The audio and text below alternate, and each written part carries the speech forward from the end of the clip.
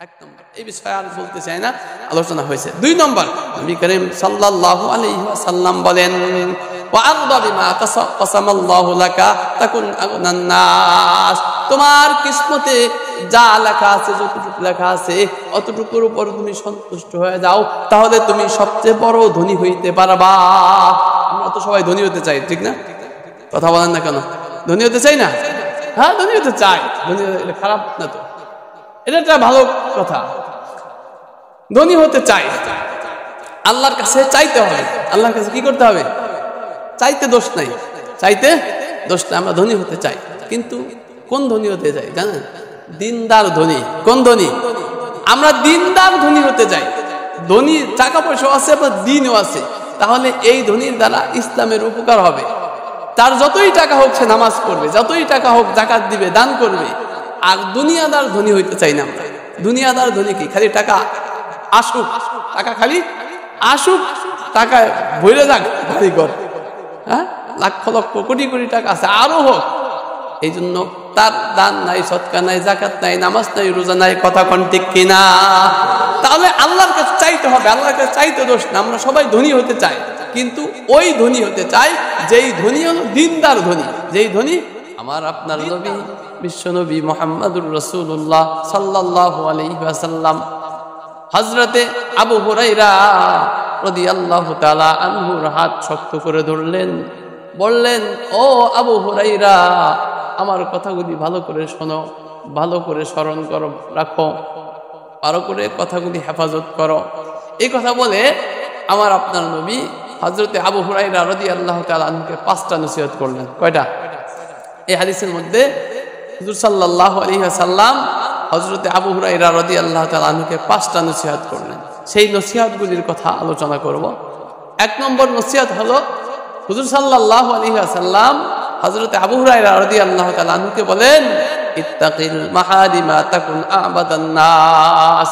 1 নম্বর নসিহত হলো, আবু হুরায়রা, তুমি তাকওয়া অর্জন করো, আল্লাহর ভয় অর্জন করো, তাহলে তাকুন আবাদান নাস, তাহলে তুমি সবচেয়ে বড় ইবাদত গুজার হইবা, সবচেয়ে বড় ইবাদতকারী হইবা, সবচেয়ে বড় ইবাদত গুজার হইবা। এই অংশের উপর আলোচনা হয়েছে গত জুমায়। ইত্তাকিল মাহারিমা তাকুন আবাদান নাস, আল্লাহর ভয় অর্জন করো, হারাম কাজ থেকে বেঁচে থাকো, সমস্ত হারাম কাজ থেকে বেঁচে থাকো, তাহলে সবচেয়ে বড় ইবাদত গুজার তুমি হইবা। এই বিষয়ে আমাদের আলোচনা হয়েছে। আজকে 2 নম্বর, হুজুর সাল্লাল্লাহু আলাইহি ওয়াসাল্লাম হযরতে আবু হুরায়রা রাদিয়াল্লাহু তাআলা আনহুকে 2য় নসিহত করলেন। হুজুর বলেন, ওয়া আরদা বিমা কাসামাল্লাহু লাকা তাকুন আগনান নাস। ও আবু হুরায়রা, তোমার জন্য 2য় নসিহত হলো, ওয়া আরদা, তুমি সন্তুষ্ট হয়ে যাইবা, খুশি হয়ে যাও, বিমা কাসামাল্লাহু লাকা, আল্লাহ পাক রব্বুল আলামিন তোমার ভাগ্যে যা নির্ধারণ করেছে, এই এতটুকুর উপরে তুমি সন্তুষ্ট হয়ে যাও, খুশি হয়ে যাও, তাহলে কি হবে?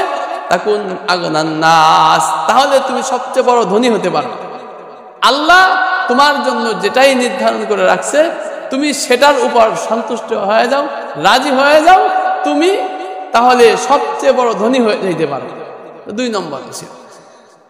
আমার আপনার নবী হযরতে আবু হুরায়রা রাদিয়াল্লাহু তাআলা আনহুকে 3 নম্বর নসিহত করেন, ও আবু হুরায়রা, ওয়া আহসিন ইলা জারিকা, ওয়া আহসিন ইলা জারিকা তাকুন মুমিনা। 3 নম্বর নসিহত হলো, তুমি তোমার প্রতিবেশীর সাথে ভালো ব্যবহার করো, তুমি তোমার প্রতিবেশীর সাথে ভালো ব্যবহার করো, তাহলে তুমি খাঁটি মুমিন হতে পারবা, তাহলে তুমি খাঁটি মুমিন হতে পারবা। এটা 3 নম্বর নসিহত। আর 4 নম্বর নসিহত, আমার আপনার নবী বলেন, ও আবু হুরায়রা, তোমার জন্য 4 নম্বর নসিহত হলো, তুমি অন্যের জন্য সেই জিনিসটা পছন্দ করো যেই জিনিসটা তুমি নিজের জন্য পছন্দ করো। 4 নম্বর নসিহত, যেই জিনিস তোমার জন্য পছন্দ করো ওই জিনিসটা অন্যের জন্য পছন্দ করো। তুমি ভালো ভালো জিনিসটা নিবা আর আরেকজনের জন্য পচা জিনিসটা পছন্দ করবা, তাহলে তুমি মুমিন হতে পারো না এখনো। এই জন্য যদি খাঁটি মুমিন হতে চাও, এটা 4 নম্বর নসিহত, তুমি যেই জিনিসটা নিজের জন্য পছন্দ করো ওই জিনিসটা অন্যের জন্য তুমি পছন্দ করো। কয় নম্বর নসিহত? এটা 4 নম্বর, এটা 4 নম্বর। আমার আপনার নবী 5 নম্বর নসিহত করেন, ও আবু হুরায়রা, তোমার জন্য 5 নম্বর নসিহত হলো তুমি বেশি কাঁদবা আর কম হাসবা।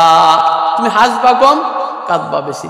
নসিহত করা হলো 5টা নসিহত। 1 নম্বর হলো হারাম কাজ থেকে বেঁচে থাকো। এই নসিহত কি শুধু আবু হুরায়রাই করছেন নাকি আমাদেরকে করছেন? আবু হুরায়রার মাধ্যমে আমার আপনার নবী হযরতে আবু হুরায়রা রাদিয়াল্লাহু তাআলা আনহুর মাধ্যমে আমাদেরকে কিয়ামত পর্যন্ত যত উম্মত দুনিয়ায় আসবে, যত মানুষ দুনিয়ায় আসবে, নবী করিম সাল্লাল্লাহু আলাইহি ওয়াসাল্লাম হযরতে আবু হুরায়রার মাধ্যমে এই নসিহতটা কিয়ামত পর্যন্ত সকল মানুষের জন্য করেছেন। 1 নম্বর নসিহত যে তুমি হারাম কাজ থেকে বেঁচে থাকো। 2 নম্বর নসিহত হলো তোমার কিসমতে যেটা আছে, লেখা আছে, তুমি যেটা পাও সেটার উপর সন্তুষ্ট থাকো, তুমি ধনী হয়ে যাইবা। 3 নম্বর নসিহত হলো তুমি প্রতিবেশীর সাথে ভালো ব্যবহার করো, খাঁটি মুমিন হতে পারবা। 4 নম্বর নসিহত হলো তুমি নিজের জন্য যেটা পছন্দ করো, অন্যের জন্য সেটা পছন্দ করো। আর 5 নম্বর নসিহত হলো বেশি কাঁদবা কম হাসবা, বেশি কাঁদবা কম হাসবা। ওয়াজ কিন্তু হয়ে গেছে, ওয়াজ হয়ে গেছে না? এক লোক মাহফিলে যাইতেছে, ওয়াজে যাইতেছে, দেখে আর একটা লোক মাহফিল থেকে আসতেছে। এখন জিজ্ঞাসা করে, ভাই তুমি আয়া বললা যে ওয়াজ শুনতে যাইতা না? আমি তো গেছিলাম। তা ওয়াজ শুনতা না, আইসে পড়তেছে। আমি ওয়াজ শুনছি, আমার ওয়াজ শোনা শেষ। ভাই এটা কি কথা? ওয়াজ তো হবে শুরুই হয় নাই, ওয়াজ তো আসার পরে শুরু হয়, তাই না? এক এলাকার এক একটা সিস্টেম আছে। কোন এলাকা আছে মুমিন, সেই এলাকায় দিনের বেলা ওয়াজ হয়, দিনে ওয়াজ হয়, দিনে ভরপুর মানুষ থাকে ওয়াজের ময়দানে। আমাদের এলাকায় মাগরিবের পরে ভরপুর মানুষ থাকে, রাত যত বেশি হয় মানুষ কমতে থাকে। আর এই এলাকার অবস্থা হলো মানুষ হয় শেষে আসার পরে যায়, শেষে প্রধান বক্তা যখন আসে, খিচুড়ির ড্যাক যখন আসবে, ওই সময় মানুষ আস্তে আস্তে বেশি হয়। এক এক জায়গার এক একটা সিস্টেম। তো যাই হোক, ওই লোকটা ফিরে আসতেছে, আর এক লোক যাইতেছে, বলে ভাই ওয়াজ তো শুরু হয় নাই, তুমি যাইতেছো? আমার ওয়াজ শোনা শেষ। ওয়াজ শুরু হইল না, তোমার ওয়াজ শোনা শেষ কিভাবে? ওই লোকটা বলে, আমি ওয়াজের প্যান্ডেলে গেলাম, ওয়াজের মাঠে গেলাম, দেখলাম যে এই বক্তা ওয়াজ করতেছে। এই বক্তা ওয়াজের মধ্যে বললো, তুমি গুনার কাজ ছাড়ো, নেকের কাজ করো। তুমি গুনার কাজ ছাড়ো, নেকের কাজ করো। এখন আমার জন্য এই ওয়াজটা যথেষ্ট। আমি যদি গুনার কাজ ছাড়তে পারি আর নেকের কাজ করতে পারি, আমার এটাই যথেষ্ট। আমার এই ঘন্টা ব্যাপী ওয়াজ শুনে আমার লাভ নাই, আমার ওয়াজ শোনা হয়ে গেছে। জোরে কোন সুবহানাল্লাহ। তো আজকের ওয়াজ তো হয়ে গেছে, ঠিক না? নবী করিম সাল্লাল্লাহু আলাইহি ওয়াসাল্লাম 5টা নসিহত করছেন হযরতে আবু হুরায়রা রাদিয়াল্লাহু তাআলা আনহুকে। এই 5টা নসিহত আমরা শুনে ফেলছি। কি নসিহত করছে? এখন আমরা যদি আমল করতে পারি, আমাদের ওয়াজ শোনা শেষ, ঠিক না? তারপরেও যেহেতু সময় আছে, আমরা আরো কিছু কথাবার্তা বলি। 1 নম্বর নসিহত ছিল যে তুমি হারাম কাজ থেকে বেঁচে থাকো, তাহলে তুমি সবচেয়ে বড় ইবাদত গুজার হইতে পারবে। গত জুমায় বিষয়ে আমরা আলোচনা করছিলাম, একজন নামাজ পড়ে, অনেক নামাজ পড়ে, তাহাজ্জুদ, আওয়াবিন, চাষ, একেবারে নফল সব নামাজ পড়ে, আবার 5 ওয়াক্ত তো পড়ে, দান করে, তেলাওয়াত করে, হ্যাঁ, হজ করে, যাকাত দেয়, সব কিছু করে, কিন্তু তার নিচে একটু ছিদ্র আছে। নিচে একটু কি আছে? ছিদ্র আছে। নামাজ পড়ে, বাইরে যায়, মিছা কথা কয়, ওজনে কম দেয়, মানুষের সাথে খারাপ ব্যবহার করে, ঠিক না? আমি বলছিলাম বড় একটা পাত্র, এই পাত্র ভরা একেবারে কয়েক মন ধরেন পানি, এক টাঙ্কি পুরা 5,000 লিটার ধরেন, সামান্য একটু ছিদ্র নিচে আছে, দেখা যাবে দিন শেষে এই টাঙ্কির মধ্যে আর কোনো পানি থাকবে না, সব চুয়ায় চুয়ায় সব পড়ে যাবে। পানি কিন্তু অনেক ছিল, টাঙ্কি ভরা পানি ছিল, 5,000 লিটার পানি ছিল, কিন্তু নিচে সামান্য একটু ছিদ্র থাকার কারণে সব পানি দিন শেষে, সন্ধ্যাবেলা দেখা যায় দিন শেষে সব পানি টাঙ্কি খালি হয়ে গেছে। ও আমার ভাইরা, বন্ধুগণ আমার, আমিও বলতে চাই, যতই ইবাদত করি, নামাজ পড়ি, রোজা রাখি, দান করি, হজ করি, যাকাত দেই, কিন্তু আমি যদি গুনার অভ্যাস না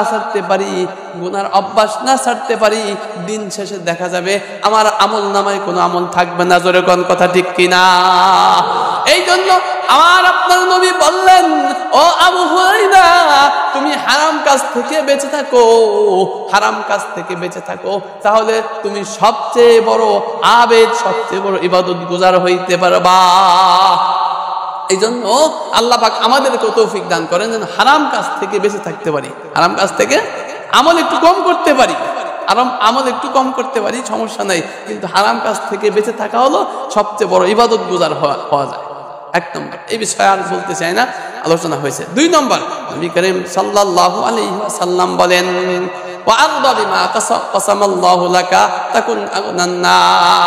তোমার কিসমতে যা লেখা আছে, যতটুকু লেখা আছে অতটুকুর উপর তুমি সন্তুষ্ট হয়ে যাও, তাহলে তুমি সবচেয়ে বড় ধনী হইতে পারবা। আমরা তো সবাই ধনী হতে চাই, ঠিক না? কথা বলেন না কেন? ধনী হতে চাই না? হ্যাঁ, ধনী হতে চাই। ধনী এটা খারাপ না তো, এটা একটা ভালো কথা। ধনী হতে চাই, আল্লাহর কাছে চাইতে হবে। আল্লাহর কাছে কি করতে হবে? চাইতে দোষ নাই, চাইতে দোষ নাই। আমরা ধনী হতে চাই, কিন্তু কোন ধনী হতে চাই জানেন? দিনদার ধনী। কোন ধনী? আমরা দিনদার ধনী হতে চাই।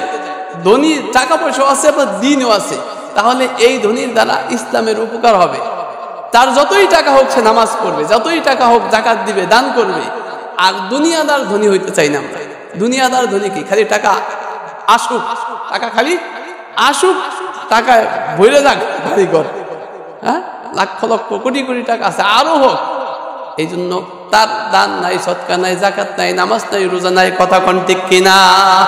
তাহলে আল্লাহর কাছে চাইতে হবে। আল্লাহর কাছে চাইতে দোষ না। আমরা সবাই ধনী হতে চাই, কিন্তু ওই ধনী হতে চাই যেই ধনী হলো দিনদার ধনী, যেই ধনী দিনদার ধনী। দুনিয়াদার ধনী হইতে চাই না আমরা। আল্লাহ পাক আমাদেরকে দিনদার ধনী বানাক, ধরে কোন আমিন। আল্লাহর কাছে চাইতে দোষ না, আল্লাহর কাছে ভালো জিনিস চাইতে হবে। কি জিনিস চাইতে হবে? আল্লাহর কাছে ভালো জিনিস চাইতে হবে, কোনোদিন খারাপ জিনিস আল্লাহর কাছে চাইতে নাই।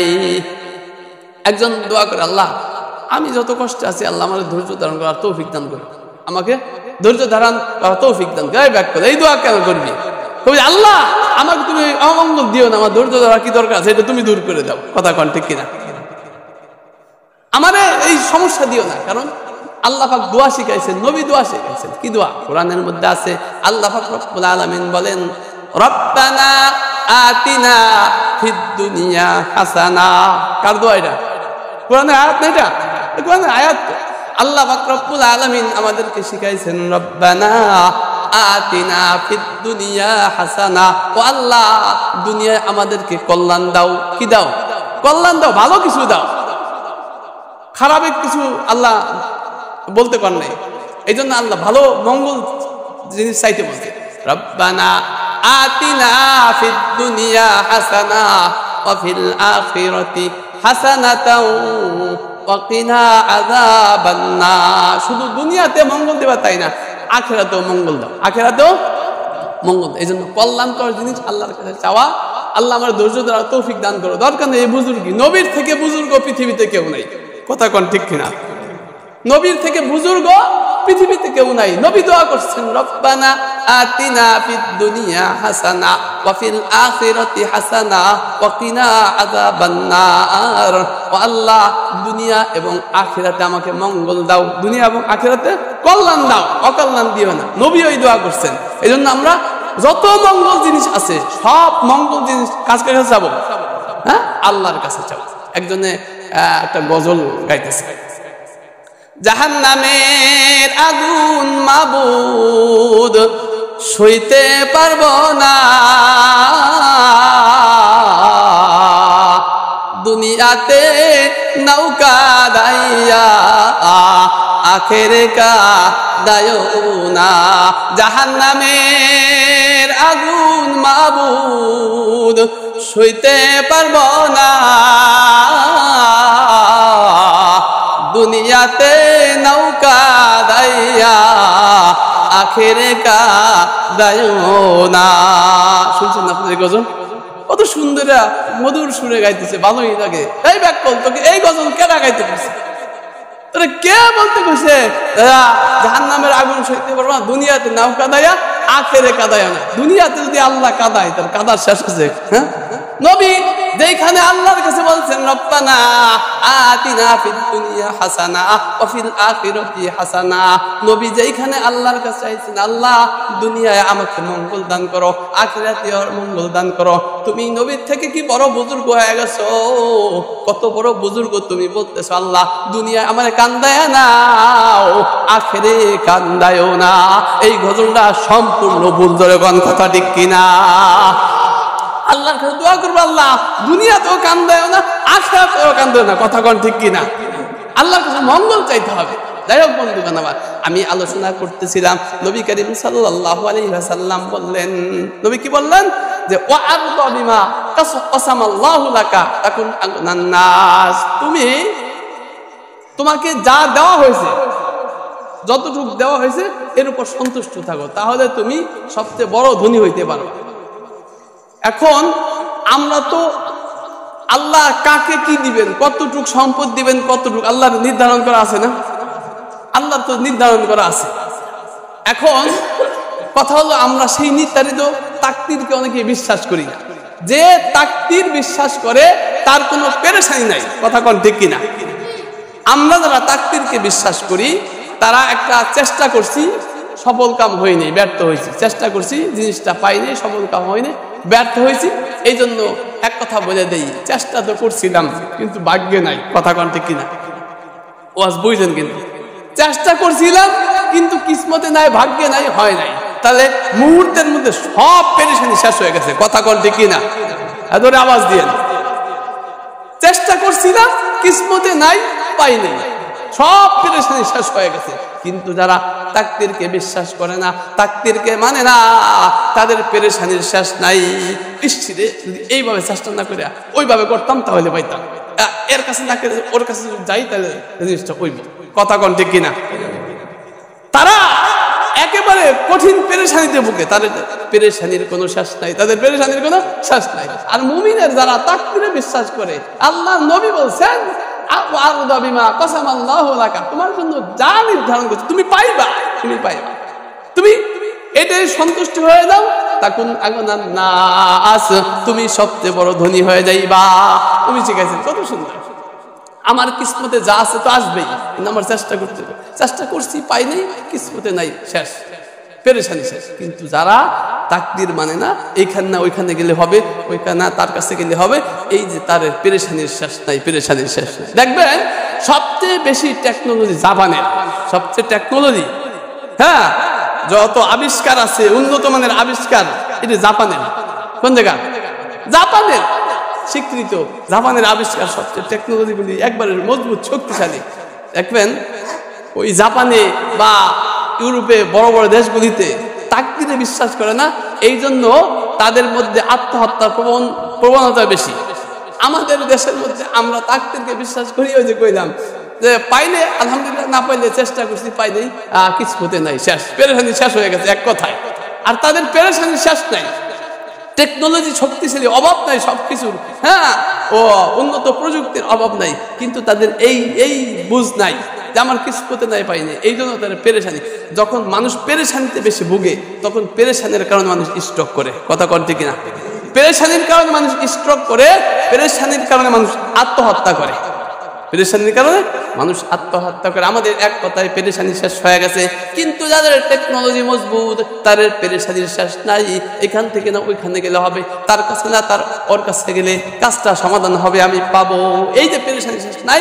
এই জন্য ওই সমস্ত উন্নত দেশগুলিতে আত্মহত্যার প্রবণতা বেশি, আত্মহত্যার প্রবণতা বেশি। শুধু তাই নয়, ওইখানে আবার আত্মহত্যার বিভিন্ন পদ্ধতি আছে। কেউ যদি আত্মহত্যা করতে চায় তখন সরকারের কাছে লিখিত আবেদন করে। কি করে? লিখিত আবেদন করে, আমি আত্মহত্যা করতে চাই, পেরেশানিতে আমি আত্মহত্যা করতে চাই। এখন সরকার আবার অপশন রাখছে। কি রাখছে? সরকার আবার অপশন রাখছে, তুমি কি গলায় রশি দিয়ে মরতে চাও, নাকি বন্দুকের গুলি খাইয়া মরতে চাও, নাকি তুমি গলা কোপ দিয়ে কাইটা মরতে চাও, নাকি তুমি কিভাবে মরতে চাও? অপশন আছে, উন্নত দেশে অপশন আছে।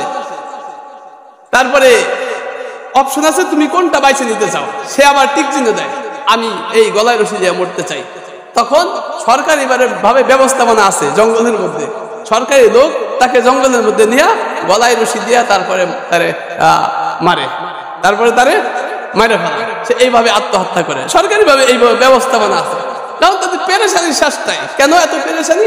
তাদের তাকদীরের উপর বিশ্বাস নাই।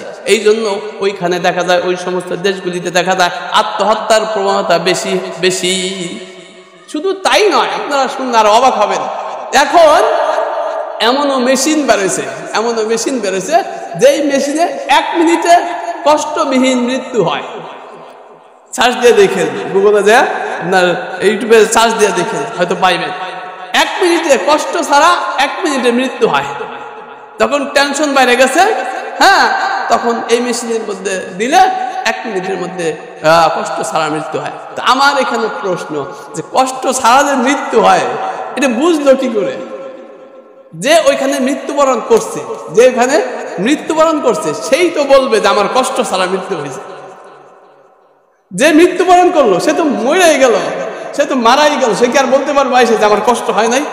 আল্লাহর নবী, বিশ্ব নবী মুহাম্মদুর রাসূলুল্লাহ সাল্লাল্লাহু আলাইহি ওয়াসাল্লাম 1400 বছর আগেই বলছেন, সাকরাতে মাউত সত্য, মৃত্যু যন্ত্রণা সত্য, হাদিসের কথা। সাকরাতুল মাউত এটা সত্য।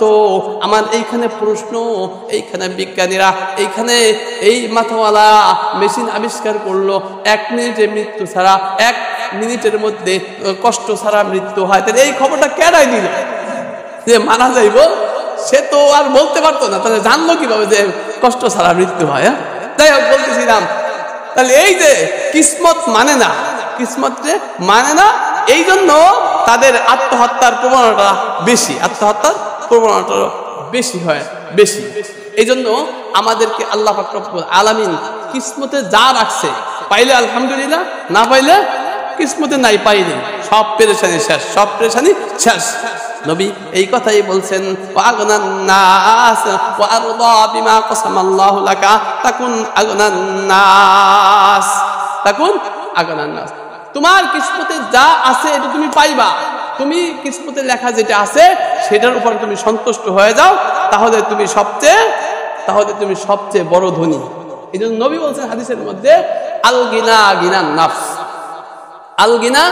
গিনান নাফস, অন্তরের ধনী হলো বড় ধনী। এখন একজন মানুষ ধরেন, তার একতলা একটা বাড়ি আছে। কয়তলা? একতলা একটা বাড়ি আছে। এই একতলা বাড়িওয়ালার পাশে আবার 16 তলা বিল্ডিং ওয়ালার বাড়ি, 16 তলা বাড়ি। এখন এই একতলার মধ্যে ধরেন সব কিছু আছে, এয়ার কন্ডিশন আছে, এসি আছে, হ্যাঁ, তারপরে সব কিছু ডেকোরেশন করা আছে, ভালো সুন্দর ডেকোরেশন করছে, খাট পালঙের অভাব নাই, সব কিছু। কিন্তু যখন এত কিছু থাকার পরেও যখন সে ওই 16 তলার দিকে, উপরের দিকে তাকাবে, তখন তার মনে হবে যে আমার এই একতলা বিল্ডিংটা মনে হয় 16 তলার টয়লেট মনে হবে। কথা কোন ঠিক কিনা? বুঝেন নাই মনে হয়?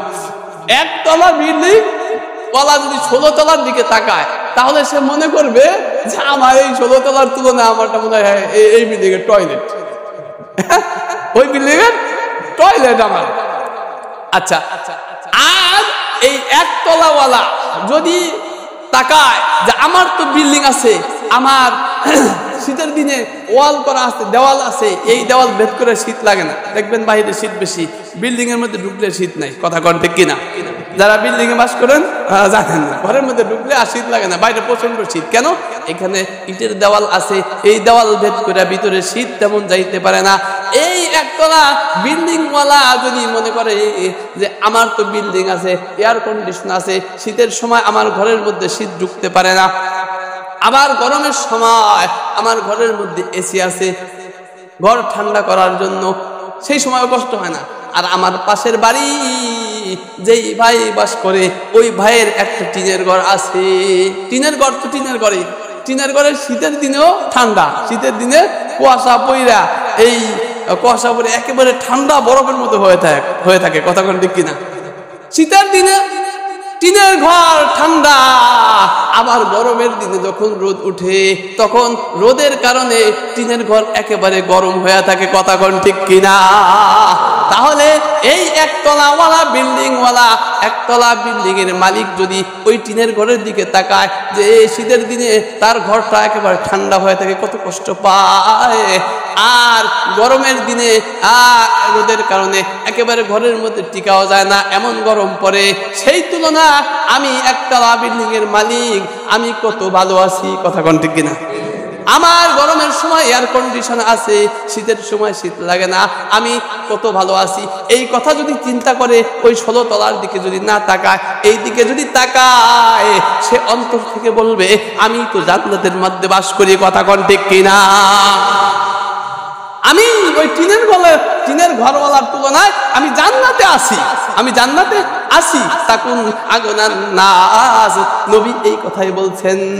তোমার কিসমতে যেটা আছে, তোমার একতলা বিল্ডিং, তুমি জান্নাতে আসো, তুমি কেন 16 তলার দিকে তাকায় তুমি জাহান্নাম বানাও এই ঘরটাকে? টিনের ঘরের দিকে তাকাও, তুমি মনে করবা, নিজেই বুঝতে পারবা আল্লাহ আমাকে জান্নাতে রাখছে। জোরে কোন কথা ঠিক কিনা? আবার টিনের ঘরওয়ালা সে আবার ওইদিকে তাকায়, একতলার মধ্যে কত সুন্দর রে, আমারে আল্লাহ টিনের ঘর দিল না। তুমি এদিকে তাকায়ও না, তোমার কিসমতে যেটা আল্লাহ লেখা রাখছে সেটা তুমি মাইনা নাও। তুমি তাকাও, একজনের এক চালার মধ্যে থাকে, অনেক মানুষ আছে কি বাড়ি করতে মানে এক চালার মধ্যে থাকে, জায়গাও নাই, এক জায়গায় এক চালা উঠে থাকে, আছে না? তার তুলনায় তো আমি কত ভালো আছি। এই কথা যদি সে চিন্তা করে, সে মনে করবে এই দোচালা টিনের ঘরওয়ালা মনে করবে আল্লাহ আমাকে জান্নাতের মধ্যে রাখছে। এক চালাওয়ালা আবার যদি ওইদিকে তাকায়, আরে 16 তলা বিল্ডিং, আর একজনের একতলা, আর একজনের কত সুন্দর বিড়ি পাকা করা 2 চালা ঘর ধরেন, টিনের ঘর, কত ভালো আছে। আমি একে কাঁচা চাপড়া করে থাকি এক চালার ঘরে। আহা, এই কথা না চিন্তা করে যদি এই এক চালাওয়ালা যদি তাকায় যে কত মানুষ এই শীতের দিনে, বর্তমান শীতের দিনে আপনি যাইবেন 11টার পরে যাইবেন ঢাকা শহরে, যাই দেখবেন কাউরান বাজার এলাকায়, দেখবেন দুই পাশে কত মানুষ শুয়ে আছে, তাদের একটা ল্যাপ নাই, তাদের একটা তোষক নাই। আপনি তো রাতের বেলা ল্যাপের নিচে তোষকের উপরে কত সুন্দর আরামে ঘুমান, যাই দেখেন ওই সমস্ত লোকদের কোনো ল্যাপ নাই, তোষক নাই, বাড়ি নাই, ঘর নাই, একটা কাঁথা পর্যন্ত নাই। এই প্রচন্ড শীতের মধ্যে একটা লুঙ্গি পরা ছিল, এই লুঙ্গিটা পাও ঘুষায়া, লুঙ্গিটা মাথা ডাকলে পাও আলগা হয়ে যায়, পাও ডাকলে মাথা উদাম হয়ে যায়। কথা কোন ঠিক কিনা?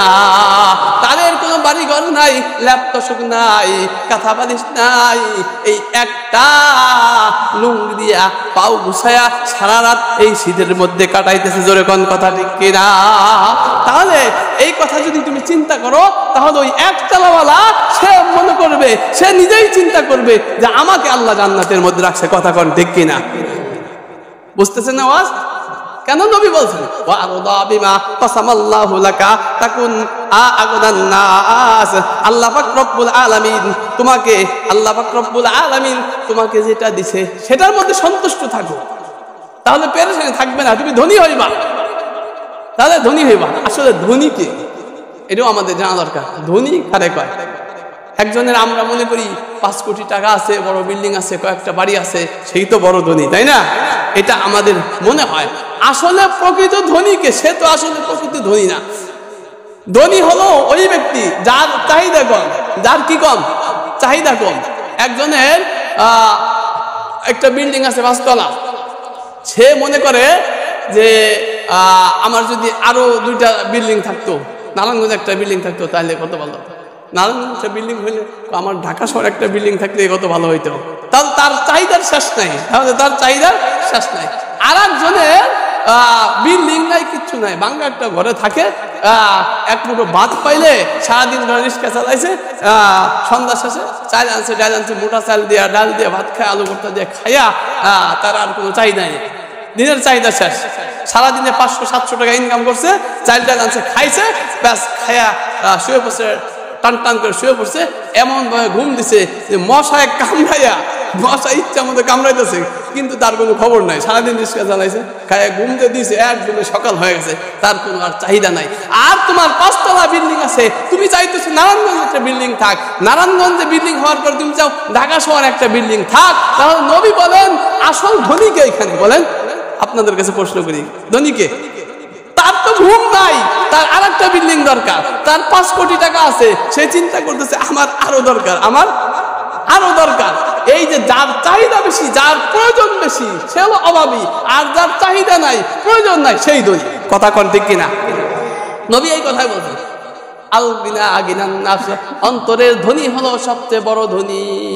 এই জন্য আমরা ভুল বুঝি, আমরা মনে করি আয় হায় তার কত টাকা আছে, ধনী মানুষ, আমি গরিব মানুষ। আর তুমি গরিব মানুষ না, তুমি আসল টাকা আসো, তুমি ধনী। নবী বলছেন গিনা গিনান নাস, আল গিনা গিনান নাস, অন্তরের ধনী হলো বড় ধনী। এই জন্য আল্লাহ আমাদেরকে অন্তরের দিক দিয়ে ধনী বানায় দিক ধরে কোন আমিন।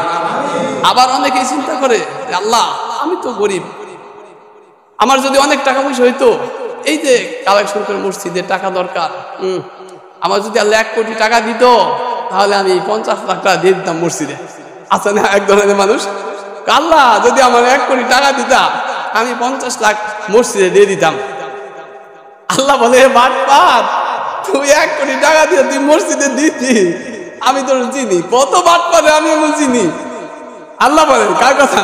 আল্লাহ কন কত বাটপারে আমি চিনি। টাকা পয়সার অভাব নাই, টাকা পয়সার অভাব নাই, জায়গা জমির অভাব নাই, ব্যাংক ব্যালেন্স অভাব নাই, কিন্তু একটা টাকা বাইর হইতে চাইলে হিসাব করে বাইর করে। কথা কন ঠিক কিনা? একটা টাকা বাইর হইতে চায় না, আল্লাহর রাস্তায় দিতে চায় না। ওরে বাবা কলিজা ছিঁড়ে যায়, লাগে যে কবরে নিয়ে যাবে এই জায়গা সম্পদ, এই টাকা পয়সা মনে হয় কবরের মধ্যে নিয়ে যাবে। কথা কন ঠিক কিনা? আল্লাহ কন বাটপার, এমন কত বাটপার আমি দেখছি টাকা পয়সা দিয়া। তোরা যদি 1 কোটি টাকার মালিক বানাইতাম, তুই মসজিদে দেওয়া থাক দূরের কথা, তুই ওই যে ওই চৌরাস্তায় বা ওই যে গোদারা কাঠের ওখানে সিনেমা হল বানাইতি তুই। আমি জানি, এই জন্য তোরে আমি দেই নাই, তোরে আমি টাকা দেই না। তো সহজ একটা পদ্ধতি বলে দেই যে তুই যে 1 কোটি টাকা থাকলে 50 লাখ টাকা দিতি, এটা কঠিন। 1 কোটি টাকা থেকে 50 লাখ টাকা আল্লাহর রাস্তায় দিয়ে দেওয়া বড় কঠিন। কিন্তু আমি একটা পরীক্ষা করি, আল্লাহ বলেন আমি একটা পরীক্ষা করি। কি পরীক্ষা? এখন তো মসজিদে আইসো, তোমার পকেটে 10-20 হাজার টাকা নাই, তো 1000-2000 টাকা আছে, 1000-2000 টাকা আছে। তুমি যদি এই 1000-2000 টাকা থেকে 1000 টাকা মসজিদে দিয়ে দিতে পারো, এই 2000 টাকা থেকে 1000 টাকা মসজিদে দিয়ে দেওয়া সহজ, কিন্তু 1 কোটি টাকা থেকে 50 লাখ টাকা দিয়ে দেওয়া বড় কঠিন। কথা কোন ঠিক কিনা? তুমি যদি 2000 টাকা থেকে 1000 টাকা তোমার পকেটে যা আছে অর্ধেক দিয়ে দিতে পারো মসজিদে, অর্ধেক আল্লাহর রাস্তায় দিয়ে দিতে পারো, তাহলে বুঝবো তুই 1 কোটি টাকা হইলে 50 লাখ দিবি, আর না তুই বাটপারের মতো বাটপারি করবি। কথা কোন ঠিক কিনা? হ্যাঁ, এই কথা কইলেই তো হুজুর যা আছে অর্ধেক দিয়ে দেন না, হুজুর অর্ধেক দিয়ে আমি চলবো কেমন, ঠিক না? হ্যাঁ, এই জন্য অন্তরের ধনী হইতে হবে। আমাদেরকে কি হতে হবে? অন্তরের ধনী। নবী করিম সাল্লাল্লাহু আলাইহি ওয়াসাল্লাম তাহলে 2 নম্বর নসিহত করলেন। কয় নম্বর? 2 নম্বর নসিহত করলেন যে অন্তরের ধনী হলো সবচেয়ে বড় ধনী। যে নবী বললেন যে ওয়ারদা বিমা কাসামাল্লাহু লাকা তাকুন আগনান নাস, তোমার জন্য যা নির্ধারণ করা হয়েছে, তোমার জন্য যা নির্ধারণ করা হয়েছে তুমি তাতেই সন্তুষ্ট হয়ে যাও, তুমি তাতেই সন্তুষ্ট হয়ে যাও, তাহলে তুমি সবচেয়ে বড় ধনী হয়ে যেতে পারবে। পারবো না ইনশাআল্লাহ? আল্লাহ খুশি হইতে হবে, আল্লাহ আমাকে যে অবস্থায় রাখছো আলহামদুলিল্লাহ, আলহামদুলিল্লাহ, যে অবস্থায় রাখছো আলহামদুলিল্লাহ। হুজুর কেমন আছে? একজন অসুস্থ মানুষ, তারা যদি জিজ্ঞাসা করি ভাই কেমন আছেন, আরে হুজুর কয়েন না, ডায়াবেটিস বাঁচতেছি, ডায়াবেটিস দ্বারা বাঁচতেছি না, অসুস্থ অনেক। শুকরিয়া আদায় করতে আলহামদুলিল্লাহ। তোমার তো ডায়াবেটিস নিয়ে তুমি তো রাস্তায় হাঁটতেছো, তুমি তো ডায়াবেটিস, তুমি রাস্তায় হাঁটতেছো। আরেকজনের ডায়াবেটিস, সে বিছনা থেকে লড়তে পারতেছে না, আছে না? তার তুলনায় তুমি তো ভালো আছো, তুমি তো রাস্তায় হাঁটতেছো। আরেকজন বিছনায় পড়েছে, কেমন আছো? আর অসুস্থ, বিছনায় পড়েছে। আর তুমি তো বিছনায় বাড়িতে আছো। আরেকজন যায় দেখো অসুস্থ দুনিয়া, ওই হসপিটালে যায় মৃত্যুর প্রহর গুনতেছে, কোন সময় তুমি মারা যায়। কথা কন ঠিক কিনা? তার তুলনায় তুমি অনেক ভালো আছো, তার তুলনায় তুমি অনেক ভালো আছো, অনেক ভালো আছো। একজনে মনে করেন যে এই দুনিয়ার মালিক বানাই দিল পুরা, একজনকে যদি এই দুনিয়ার মালিক বানাই দেওয়া হয়, পুরা দুনিয়ার মালিক বানাই দেওয়া হয়, তারা জিজ্ঞাসা করা হয় ভাই কেমন আছেন? আপনি তো দুনিয়ার মালিক, পুরা দুনিয়ার মালিক, বুঝেন নাই? খেয়াল করছেন দুনিয়ার মালিক মানে কি? এই ইসলামপুর যদি কারো 30 কানি জায়গার মালিক থাকে, তার দামট কি? ইসলামপুরের মতো জায়গায় 30 কানি জায়গার মালিক। আবার যদি নারায়ণগঞ্জে তার থাকে 2-1 কানি, ওরে বাবারে বাবা, ঢাকা থাকে, তার প্রতাপ কি? তার কি দাপট কি? এইরকম যদি দুনিয়ার মালিক হয়ে যায়, তারেও যদি জিজ্ঞাসা করেন কেউ ভাই আপনি পুরা দুনিয়ার মালিক, কেমন লাগে আপনার শরীরটা? ভালোই নেই। আরে কর, এই একটা দুনিয়া দিয়া, এই একটা দুনিয়া কি চলা যায়? ছেলে মেয়ে নাতি পুতি এইগুলি দিয়ে আর একটা দুনিয়া যদি হইতো তাহলে ভালো হইতো। আর একটা দুনিয়া হইলে কথা কন, মানুষের স্বভাব এমন না, মানুষের স্বভাব তো এমন। এই জন্য নবী বলছেন যে তোমার কিসমতে যা আছে তুমি খুশি হয়ে যাও, তুমি সন্তুষ্ট হয়ে যাও, তুমি সন্তুষ্ট হয়ে যাও, তাহলে তুমি হলো সবচেয়ে বড় ধনী, তোমার চাহিদা কোনোদিন মিটবে না। তোমার চাহিদা, নবী বলছেন বান্দার চাহিদা কোনোদিন কেউ মিটাইতে পারবে না, একমাত্র কবরের মাটি। একমাত্র কি? কবরের মাটি। হাদিসের কথা আমার আপনার নবী বলেন বান্দার চাহিদা কোনোদিন পূরণ হবে না, শেষ হবে না, একমাত্র কবরের মাটি তার চাহিদাকে পূরণ করতে পারবে, কবরে যে আর চাইতে পারবে না।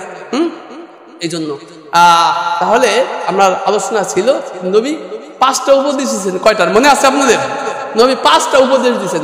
1 নম্বর হলো নবী বলছেন হারাম কাজ থেকে বেঁচে থাকো, তাহলে তুমি সবচেয়ে বড় ইবাদত গুজার হইতে পারবা। 2 নম্বর নবী বললেন তোমার কিসমতে যা লেখা আছে এটার উপর তুমি সন্তুষ্ট থাকো, তাহলে তুমি সবচেয়ে বড় ধনী হইতে পারবা, সবচেয়ে বড় ধনী হইতে পারবা। এই 2টা আলোচনা করছি, ঠিক না?